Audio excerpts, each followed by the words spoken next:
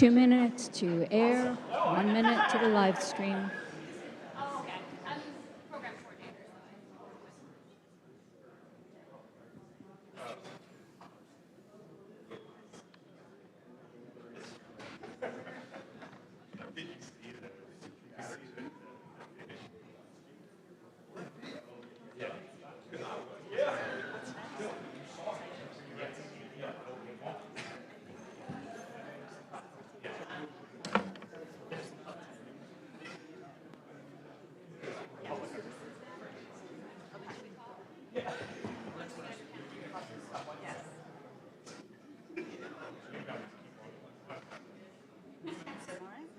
Oh, yeah. Make sure everyone's up.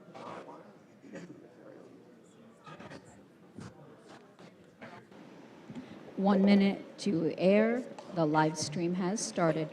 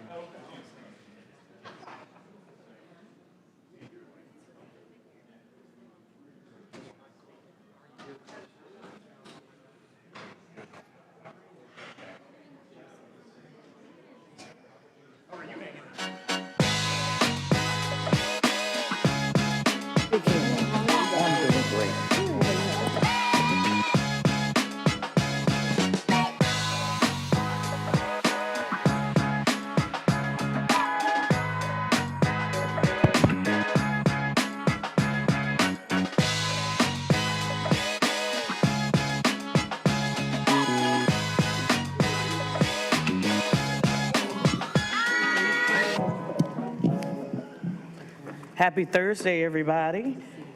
Happy Thursday, everybody.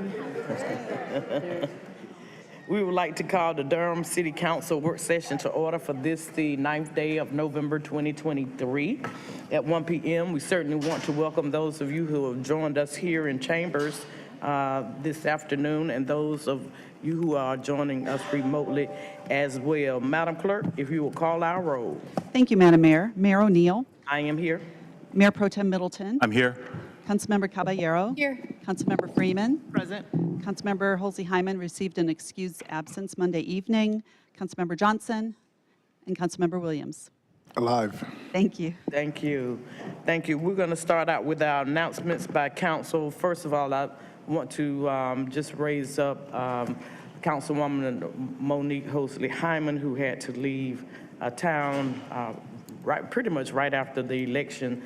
Her mother is ill, and I would ask that you all keep her in prayer. She is in New York, and I talked to her husband this morning. We're not exactly sure when she will be back in North Carolina, but just keep her lifted during this time. And with that, my congratulations to Councilwoman Caballero and also our Mayor-elect Leo Williams for a job well done. And all of the other new people who will be sitting on this dais in December 4th. Please keep that on your calendars. That will be my last day. And also Councilwoman Jillian Johnson will be saying goodbye as well as on that day as well. So that'll be our last session. Since I'm in the middle of my announcements, I'll go ahead. I do want to say congratulations to all those who participated with Miles with the mayor. We had a grand time. That's one of the highlights of my being a mayor, is participating in that event. We were out there doing the wobble and the electric slide, and we just had a great old time out there. And we have some winners that I know our city manager will announce in just a few minutes. Also want to put on your calendar for on Monday night, the next Monday that we have council meeting. We will have them. It's the week of Thanksgiving, and we will have one on Monday, the council meeting on that Monday, and then we will have our work session on that Tuesday. So you'll have back-to-back meetings. Keep that in mind. Monday night and then Tuesday afternoon. And also on next Monday night, we will have for a public hearing SCAD, the reports that will come forth from the meetings that we had as a task force and their recommendations. I look forward to that. And all of you who did not get to speak at our last hearing on that, I would invite you all to come out on that night, because that will be for a full public hearing, and your thoughts will be needed and will be listened to at that time. So with that, I will turn to my left to see if we have any announcements from my colleagues here. Councilwoman Johnson. Thank you, Madam Mayor. Just wanted to echo your congratulations to the folks who won the election on Tuesday, and also appreciate all of the candidates. All of us up here know this is not an easy task, and just want to appreciate everyone who put themselves out there and was willing to help lead our community. Thank you. Anything? And I just want to thank the residents of Durham for coming out and engaging in the in their civic duty. And for those who didn't, please start paying attention to your local civic duty and get engaged. But thank you to my colleagues, and I look forward to continuing our work together. Thank you so much, colleagues. On my left, turning to my right now. I would just echo the congrats and thanks for folks offering themselves up to serve on this council, and those in the races. I also just want to make sure that I do uplift Councilmember Halsey Hyman, because I do think she's had a very traumatic time, and I'm not sure how to process, but I do have some questions about how to get some support in place. Thank you. Thank you, Madam Mayor. Just ditto to what everyone has already said. And also I want to shout out our participatory budgeting team. Those elections were running simultaneous to municipal elections, and I think the goal was 12,000 residents voting, and I think they achieved their goal. Voting closed on Tuesday, November 7th, and so want to thank that team, want to thank every resident who voted, want to thank Durham Public Schools for being a partner with us and letting us in the buildings to vote. Remember, anyone 13 and over can vote, and that was designed intentionally to include that youth voice that is often, can't vote until they're 18. So yeah, thank you. Mayor Pro Tem. Thank you, Madam Mayor. Good afternoon, ma'am. Good afternoon, honorable colleagues. Madam Mayor, thank you so much for lifting up our colleague and a friend, Councilmember Halsey Hyman, during this time, and we certainly want to add our prayers and best wishes to her, and I hope if she's not watching, at least get word to her that she's on our mind today. I also want to just add my heartiest congratulations. First, my thanks to all those who participated in our election, who came forward and put their names in this gauntlet, and who were willing to go through the scrutiny and the challenges of seeking public office because you love your city. Everyone who engaged in this process, win or lose, deserves our heartiest thanks, and I hope that you'll continue to engage and continue to press forward and try your hand at this. I want to particularly send out congratulations to Councilmember-elect Nate Baker and to Councilmember-elect Carl Rist today. If they're listening, congratulate them on their victories, and we look forward to welcoming them to City Hall. I want to also send a shout out to my seatmate on her re-election, Councilmember Javiera Caballero. Congratulations to you for coming back. And to the Honorable Leonardo Williams on his decisive victory, our mayor in waiting. I want to congratulate you and look forward to working with you as well into your leadership as you take the helm. There's only 7 seats up here, and there's 300,000 people in our city. Even on the most challenging days, this job is a privilege. It's a privilege. Most people will not get to sit in these seats. And I hope that my new colleagues will be burdened by that knowledge that even on those days when it's not fun to be here, you will do the math and recognize this is a supreme privilege to be in this seat, even on the bad days. But there are more good days. So congratulations to everyone. Thank you, Madam Mayor. My God bless Durham. Thank you. Thank you to my colleagues on my right. I do want to update you all. I believe that Councilwoman Halsey Hyman is watching us. She says that her mother is stable right now. She's by her bedside, but her stepdad is in hospice as well. So it's a lot going on with her. It is her stepdad's birthday. So We're praying for you, my sister. Just keep strong. All right, so with that, we will now turn to our priority items by our city manager, city attorney, and city clerk in that order. Thank you, Madam Mayor Elaine O'Neill, Mr. Mayor Pro Tem, Mark Anthony Middleton, and members of the Durham City Council. I only have one priority item for you today, and it was referenced by our mayor, and it is to follow on to her general comments on the 2023 Miles with the Mayor, which was held on Saturday, October the 21st at Northgate Park. The 2.5-mile walk-run is always a fun time for city employees and the mayor. So special thanks to our Human Resources Department for spearheading this event each year, and to all volunteers, seen and unseen, who help make this event a success. It is my privilege to recognize the winners of the 2023 Miles with the Mayor. And I will start with the third place winner, and I will invite those winners to please stand if they are here in the chamber, or if they're watching, you can stand wherever you're watching from. But the third place winner is Chris Iannuzzi of the Fire Department. Chris is a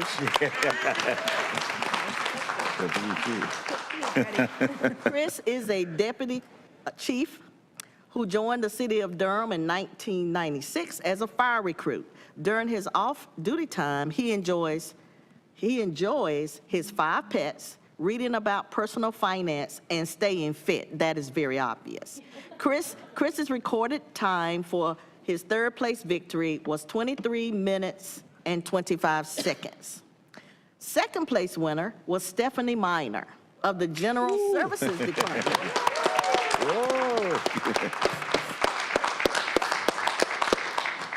Stephanie is a project manager within the Comms and Economics segment of General Services, and will celebrate 1 year as a city employee on November the 14th. She's currently working on the public art project at the Wheels Roller Skating Rink. Stephanie is an avid runner and is training for her next half marathon in March.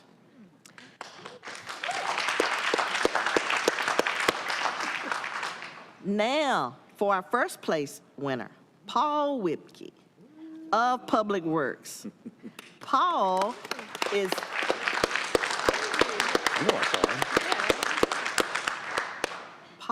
is newly retired from the city of Durham, effective November the 1st. He worked with the Public Works Department for 28 years.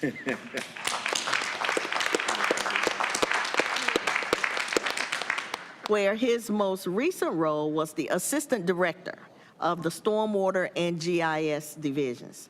Paul's recorded time for this first place victory was 23 minutes and 12 seconds. Congratulations to all the participants and organizers.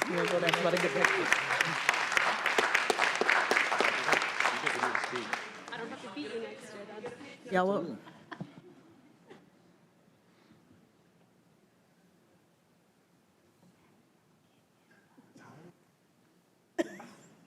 First place winner is retired.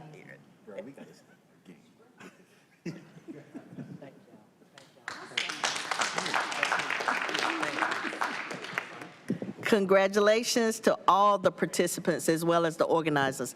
That ends my priority items for today. Thank you very much. Thank you all. That was such a fun time on both years. I always come in dead last though, so yeah, I have a lot of admiration for those who finished it timely. Some of us did not. So we will now entertain a motion for our city manager's priority items at this time. So moved. It's been moved by Mayor Pro Tem, seconded by Councilwoman Freeman. All those in favor, if you would just sign by saying aye. Aye. All those opposed have the same right. Hearing none, that priority item is approved. We now turn to our city attorney for any priority items she may have. Thank you, Mayor O'Neill. It's good to see you, Mayor Pro Tem Middleton, and members of the City Council. The City Attorney's Office does not have any priority items. Thank you so much. Now turn to our city clerk to see if she has any priority items. Good afternoon, Madam Mayor, Mr. Mayor Pro Tem, and council members. The city clerk's office has no priority items today. Thank you so much. We will now read through the entire agenda, beginning with the administrative consent agenda at this time. Item number 1 is the Durham Workers' Rights Commission appointment. Number 2, amendment number 1, contract agreement with the Museum of Durham History to provide technology upgrades and staff compensation. Number 3, American Rescue Plan Act, ARPA project, an innovative model for examining the financial impact of COVID-19 on small businesses in Durham. Number 4, an interlocal agreement with Durham County for joint crisis communications plan contract. 5, cooperative group purchase contract, 1 bucket truck. Item 6 is the agreement to fund Durham Symphony 2024 season operated by Durham Symphony Incorporated using City of Durham funds. Item 7, an agreement to create public art at the former Wheels Skating Center. Number 8, contract with CenturyLink Communications, LLC, doing business as Lumen Technologies Group for City Hall cloud connectivity. Number 9 is a contract with Carter Communications Operating, LLC for City Hall cloud connectivity. Item 10, is the First Amendment to Contract Securance, LLC, Virtual Chief Information Security Officer, VCISO, Managed Services. I pronounced that right, Ron? Okay. 11 is a grant project ordinance for Unified Planning Work Program FY24. Item 12, supplemental agreement number 2 with the North Carolina Department of Transportation for Austin Avenue Sidewalks, TIP number C-5183B. Item 13 is a supplemental agreement number 2 with the North Carolina Department of Transportation for Marine Road Bike Lanes and Sidewalks, TIP number C-4928. Item 14, a supplemental agreement number 3 to master agreement number 18908 with Kimley Horn and Associates, Inc.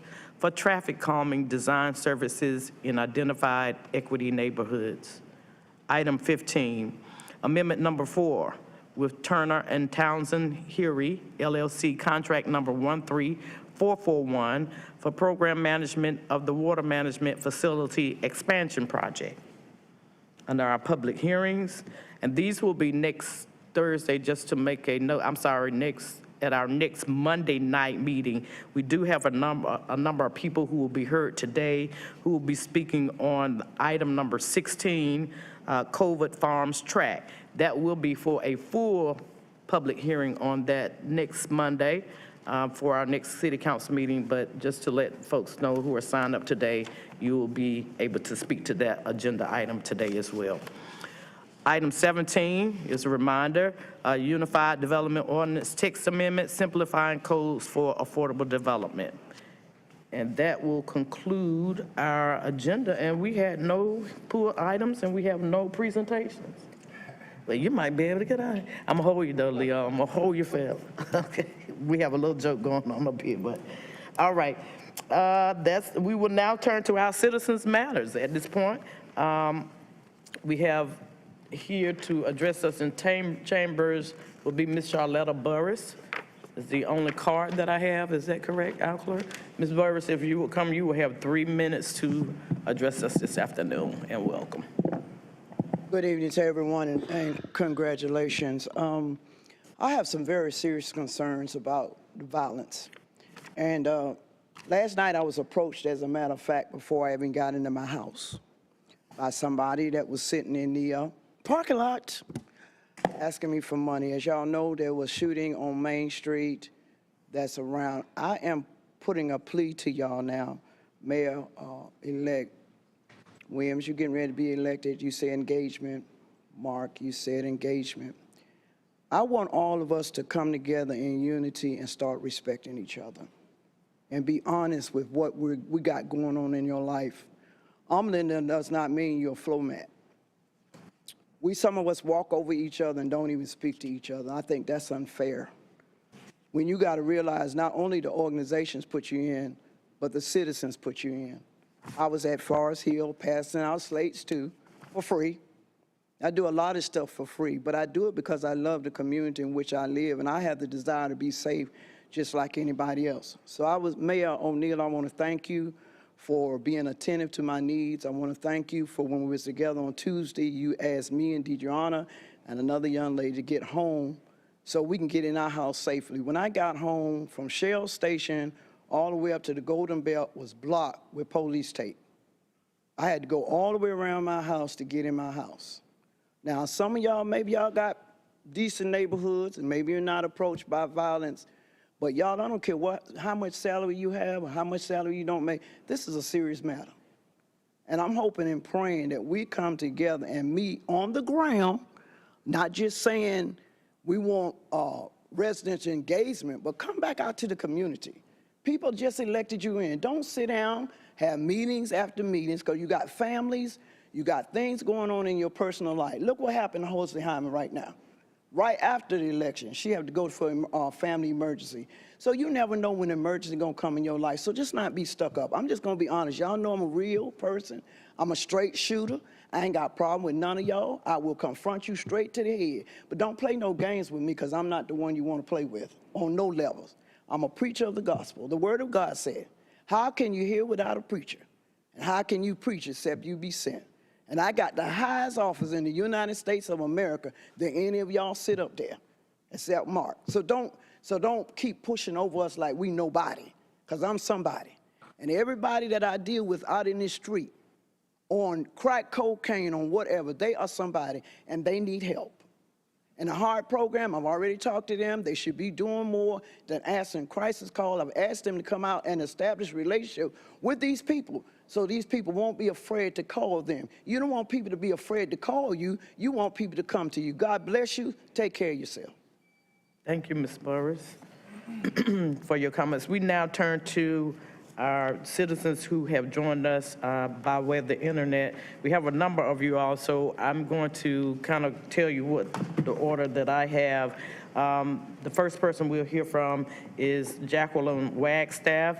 That'll be followed by Talitha Batts, Lee Henry, Jesse Rosen, William Curry. I believe, oh, I'm sorry. Wait a minute, we have Jackie Wagstaff, that's resource. And then we'll turn to Michael Cromwell, Vadia Desai, Thomas Ho, Kathy Cowis, Alfonso Alas, and Elena Patoja. In that order, I believe, just to let you know that you'll be coming up soon. So we'll start with Ms. Wagstaff. Ms. Wagstaff, if you're available, you have the floor for 3 minutes. Thank you, Madam Mayor. Can you hear me? Yes, we can. Okay. Good afternoon, Madam Mayor. First of all, I just want to say one thing to you. Thank you. I know you're coming up on your final meeting. You have one more, but I just want to thank you on behalf of the people in the community that you spoke on when you first got elected, the people that are closest to the pain. We want to just thank you for being a real public servant. You're one of the best mayors that I've seen in all of my years of being in Durham and going through mayor after mayor. You're one of the best mayors and one of the best public servants that I've had the honor of being associated with. So I just want to thank you. Now, let me get to the new mayor-elect. I'm hoping that the new mayor-elect will fulfill the obligation of being the mayor better than he did for the obligation of being Ward 3 representative. I actually live in Ward 3. I am an active participant in my precinct, in my ward, in my community. And I can say honestly that we feel like we did not get representation as it should have been. So I'm hoping that now that you are going to be moving to a bigger and better position. I'm hoping that you will do what's right for the people of Durham, and I hope that it won't be one of those things where you just do for the people that you feel that are not on your hit list that elected you and were not the naysayers. Because in this city of Durham, irrespective to how you feel about people, and I know that y'all feel a certain way about me and probably some other people that have been naysayers, you have to understand that we love our community. And I will continue to fight and speak up for those unspoken voices that are not being heard, that don't come to those meetings. They still have to have people that will come in the community and share information. And while I did not vote for you, and I probably never will again, I still expect for you to do what's right for everybody. And I heard the Mayor Pro Tem talk about engagement. I'm hoping that you actually mean that. I hope the engagement is a two-way street. And I hope that engagement goes beyond engaging with developers and people that supported you and the whole Gang of Four team. I hope this engagement includes people that don't agree with you, because sometimes we have to take those ideas from the people that don't agree with you, and then we can come to a place where we can actually serve this community and combat some of this crime and this homelessness and this unaffordability and this way that people are having to live now. So I'm hoping that you will get on the stick and do better for the community as the mayor than you have done for Ward 3. And you can now release yourself from Ward 3 and actually tell us where you actually live, because I've been trying to figure that out for a long time. Thank you, Madam Mayor. We now turn to Mr. Michael Cromwell, who will be followed by VIADEHI Decide. Mr. Cromwell, if you're available, you have 3 minutes to speak, sir.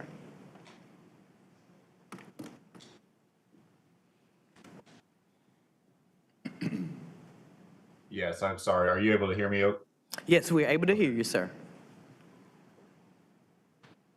You have the floor. Thank you very much for the opportunity to speak here today. I am here addressing the agenda number 16 item, which is the annexation of Culver Farms into the city of Durham. You have likely heard from a number of residents in this particular neighborhood. Just for context for the council, this is a community neighborhood that is currently in South Durham County. There's a proposal on the table for a particular section of this neighborhood to be annexed into the city of Durham. And I wanted to make it clear that I, myself, my family, and so far as I can tell, all of the people who reside here are in opposition to this proposed annexation. This is an annexation, quite frankly, that is abnormal. My understanding is the normal process for something like this is for groups of individuals who may want to be annexed into the city that aren't currently will propose it to the council. It will be raised through a process, and then there will be some sort of discussion between those who are in favor of it and who are not.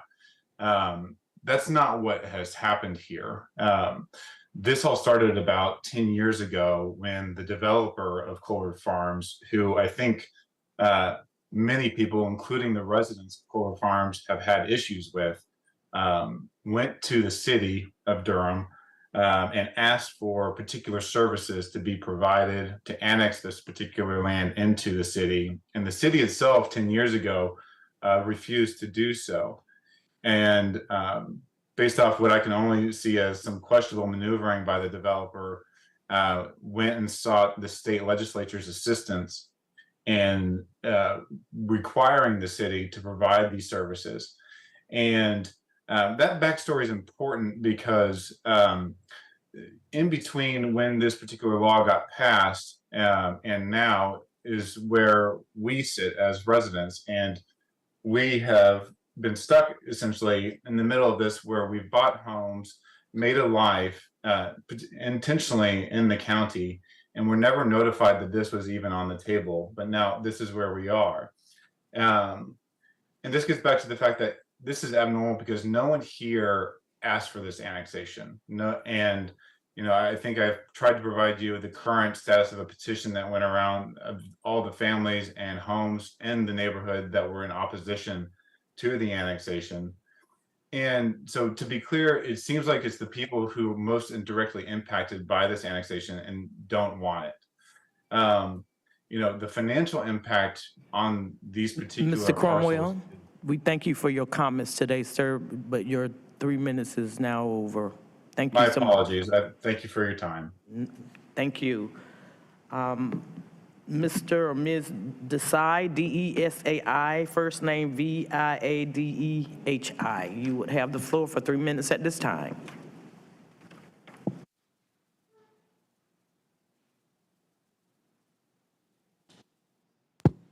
Madam Mayor, there's no Ms. Desai in the queue. All right, thank you. We'll now turn to Mr. Thomas Hole, H-O-L-L. Madam Mayor, there is no Thomas Hole in the queue. Right, and if you are on the internet and would like to speak to this item, to have a citizen matter comment and did not sign up, if you would please let us know that while we're calling Ms. Kathy Coes to speak with us at this time. K-O-W-I-S. Yes, hello, I'm here. Yes, Can you hear ma'am, we me? can hear you. Yes, ma'am. Thank you so much. I am the president of the HOA for Colorado Farms, this subdivision that's being considered to have part of our subdivision annexed by the city. I want to thank you all for allowing me to speak today during your working session.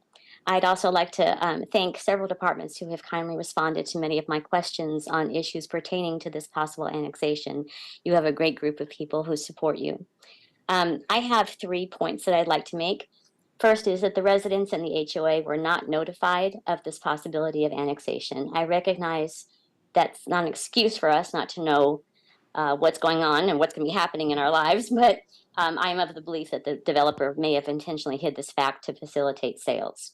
Our residents have been blindsided by this announcement, and HOA was under the control of our developer until March of 2021.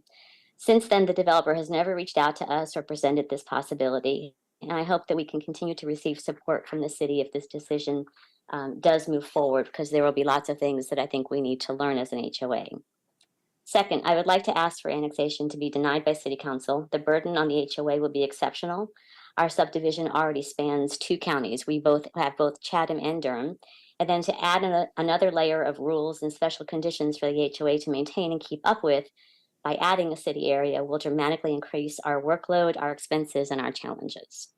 And last, I understand that under normal circumstances, and these are not normal circumstances, I understand that, the council would normally consider the benefit to landowners. And with this annexation, it does not include the city providing normal services such as taking on the infrastructure for our residents. Culver Farms residents will not be able to benefit from the city taking care, maintenance, and replacement of roads, street lights, sidewalks, stormwater infrastructure, public utilities, just as some examples. So please consider that taking tax money is very fair when there are services and support provided in exchange. But this state legislature permit does not offer that to Culver Farms or our residents in these areas. Thank you for your time.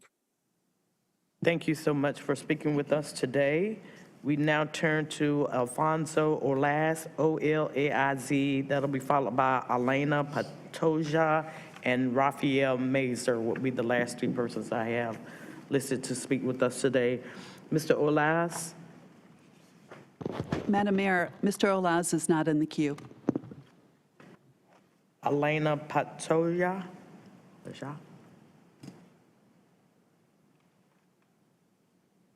Yes, ma'am. If you're available, you will have the floor for 3 minutes, ma'am. Yes. Hello. And we can hear you. Hi. Thank you for your time today. My name is Elena Panto. In Culver, in the phase of 9 through 12 that will be impacted by this annexation. Just today, thank you for your time to echo what my HOA president 57 sites that we have over 80% of signatures in opposition of 20th secure the remaining Miss Elena, I'm sorry, I don't want to mispronounce your name, but you're breaking up, so you may need to start again. You were coming in and out. Oh, sorry. Is it more clear now? Yes, it is. Very much so. Okay. Sorry about that. Just say I am in phase 9 through 12 of Colbert Farm acted, and I just wanted to thank you for your time today and also echo what my neighbors have already said today, as well as our HOA president. I've also been part of securing for the petition of annexation, and today the 57 home sites impacted. I believe we have over 80% signatures, and we are working to secure the remaining signatures. We're still Matter. having some difficulty hearing you. If you'd like to, sorry. and remember now that we will have a full public hearing on this matter on our next Monday night meeting. If you'd like to see if you can join us then, or you're welcome to submit written comments as well. But we're having trouble hearing you, Ms. Patoji. Okay, sorry about that. Okay, no problem. If you please remember to join us. We would want to hear what you have to say, ma'am. Thank you. Mr. Mazier, Raphael Mazier, and that will be the last person that I have listed to speak with us today. Sir, if you're able to hear me, you have 3 minutes. Hi, thank you. Can you hear me? Yes, I can. Yes, we can. Excellent. My name is Rafe Mazer. I'm with the Walltown Community Association, and I just wanted to comment on SCAG because I saw it was on the agenda, although I know there'll be a more fulsome discussion at another meeting. And I've been following, like many, the task force meetings and just wanted to share, it kind of has confirmed the frustration we felt all along of a lack of true interest in revising the SCAD document by the developers who are proposing it. Myself and others submitted comments as early as August of 2022, and not a single one of the items we've commented on, which include the affordability issues, buffer issues, other provisions, were ever addressed. They claimed in person they wanted to hear from this. I received no reply to the comments I submitted. And this, I just believe this is a flawed process. You can't have a participatory democratic process where one party at the table holds the pen and has the full veto power on what is or is not changed. And I want you to think about the consequences for people. So I live in Walltown, infill, this will be a prime target for that. And we have a lot of infill, including next door to me. And in the process of infill last year, our property was damaged at least a half dozen times in many different ways. We had to pay out of pocket thousands of dollars. But don't cry for me. I'm young, I'm angry, and I'm relatively well off. Be concerned for my neighbors. You have a lot of older people in 100-year-old homes, and SCAD will, for example, make the buffer for a large 4 or 5-story multi-unit apartment building to the property line 10 feet. The amount of damage excavation like that will cause to these people, older, fixed income, is just exorbitant. And these are the people who made Walltown before gentrifiers like me thought it was cool, and the developers that served them. So I'd like you to maybe think about them in this, and please reject SCAD. And I want to share, I really liked something Deidreana said at the meeting about, if this is so great, let's pilot it, like we piloted the HEART program. Maybe if there are 20, 25 lots that are owned by local developers that would fit the benefits of SCAD, let them submit pilot projects, and maybe they have to do 25% affordability in it. Let's test it out before we go Wild West on this. I work in financial regulation. There's something called the regulatory sandbox. I'll repeat that, regulatory sandbox. We use that to test financial services that are appealing, like blockchain, but have risk. And that way we can test them in a controlled environment over a limited period. So I would just really encourage the council. SCAD is not what the people of Durham want, and the repercussions will be significant for a lot of my neighbors and people all across the city. Thank you. Thank you, sir, for addressing us. I believe those are all the cards and citizens who have signed up to speak to us today. We now turn to our pulled items. in our presentations? We have none. Aren't you glad, Leo? Yeah, We're going to hold y'all. Okay. Now we'll turn to our clerk for our presentations on boards and commissions and task force nominations. Thank you, Madam Mayor. There was one nomination, and that was to the Workers' Rights Commission in the category of Durham's largest workplace, and the nominee is Michael R. Lyon, and that is the end of my report. All right. Now we turn to our city manager to settle the agenda. And we will then have an announcement by Councilwoman Freeman. All right. Let's see. Thank you, Madam Mayor. For your November 20th City Council meeting, we have for consent items 1 through 15, and for GBA public hearings, items 16 and 17. And I'd like to entertain a motion to settle that agenda. So move. Been moved by Councilman Williams, seconded by Councilwoman Johnson. All those in favor, if you will sign by saying aye. Aye. All those opposed have the same right. Hearing none, our motion is passed and that agenda is settled. I turn now to Councilwoman Freeman for an announcement and for any of you all to have announcements. Thank you. I just wanted to revisit the conversation around DTV-8. Still getting calls and questions about what's going to happen and how it's going to be repaired for broadcast, because folks cannot see our meetings. And so I just wanted to make sure that I put that on the radar for city manager. Thank you. Thank you. We continue to have updates from our provider, Spectrum. We have executed, all of the agreements that are needed in order for them to repair the equipment. It's something that has to be done and installed by them.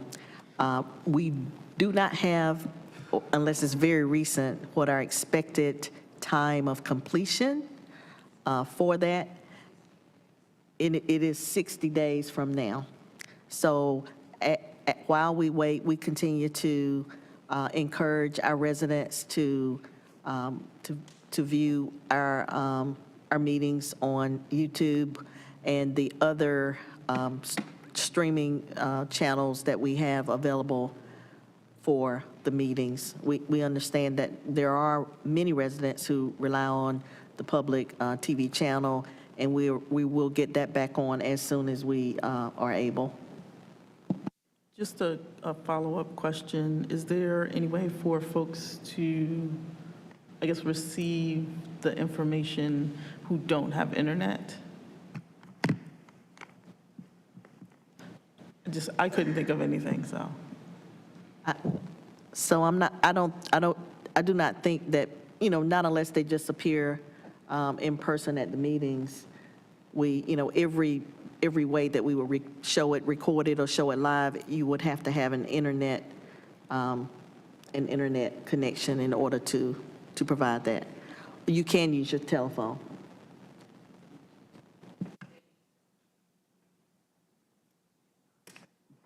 Are there any other announcements from my colleagues? Well, I think this is a record time for me. I don't know if we've had shorter meetings. We are about to adjourn at 1:41 on November 9th, 2023. We'll see the strong.